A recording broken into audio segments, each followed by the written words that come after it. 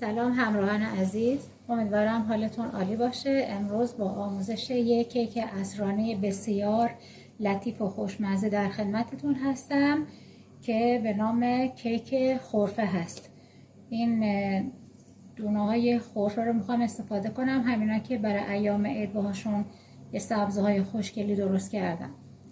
موادی که نیاز داریم: آرد سفید قنادی هست به میزان 2.5 لیوان. پیمونه که استفاده میکنم لیوانای فرانسوی هست. پودر هل هست 1/4 قاشق چای خوری. وانیل 1/4 قاشق چای خوری. بیکینگ پودر 2 قاشق چای خوری. تخم مرغ 4 عدد. شیر ولرم 1 لیوان. روغن مایه خوراکی نصف لیوان. شکر 1 لیوان و تخم خرفه هم 2 قاشق غذاخوری هست تو رسیپی اصلی، ولی من از 1.5 قاشق استفاده کردم. خب حالا میریم برای درست کردن این کیک خوشمزه. خب اولین کاری که میکنیم فر رو روشن میکنیم. فر رو روشن کردم، روی دمای 180 درجه سانتیگراد قرار دادم. میام تخم خرفه رو تو این کاسه میریزم و شیر ولرم رو بهش اضافه میکنم و مخلوط میکنم، میذارم کنار تا بقیه کارا رو انجام بدم. کار بعد که باید انجام بدیم، بیکینگ پودر رو با آرد مخلوط میکنم و 3 بار اینا رو الک میکنم با هم. تخم مرغ ها رو به همراه شکر، پودر هل و وانیل با همزن مخلوط میکنم.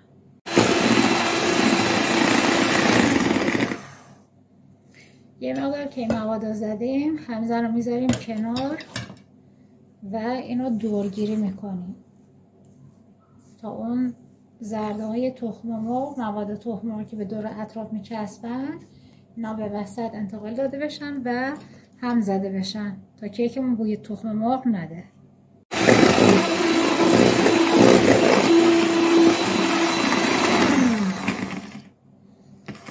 ببینین مواد تخم مرغی که به این شکل در اومد، هم حجم شده هم کشدار. الان روغن مایه رو اضافه میکنم. در ضمن این دورگیری اون تخم مرغ هم چند بار انجام بدین تو حین هم زدن. همزن رو خاموش کنین که یه وقت این لیسک لابلای این پره ها نره و همزنتون دچار مشکل بشه. این هم یه مقدار روغن مایه رو میزنیم که با هم دیگه مخلوط بشن. وقتی مخلوط شد خاموش میکنیم و مخلوط شیر و تخم خرفه رو اضافه میکنیم و باز هم یه مقدار میزنم که با هم دیگه مخلوط بشه. یه مقدار که مخلوط شدن میذارم کنار. حالا مخلوط آرد و بیکینگ پودر رو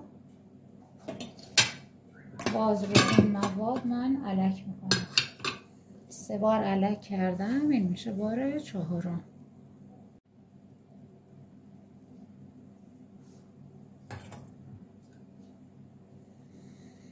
یه مقدار با لیسک مخلوط میکنم و الان یه مقدار با همزن اینا رو با هم دیگه مخلوط میکنم.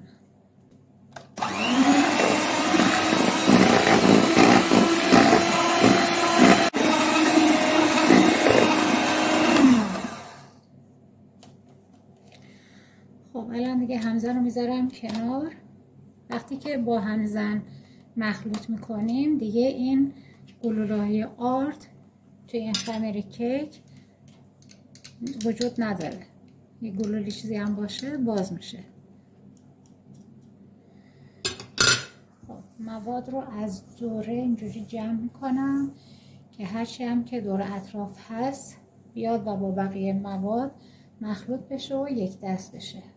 برای درست شدن این کیک من از یه قالب میان تهی استفاده کردم. وقتی که از قالب‌های میان تهی استفاده میکنیم ارتفاع کیکمون بیشتر میشه.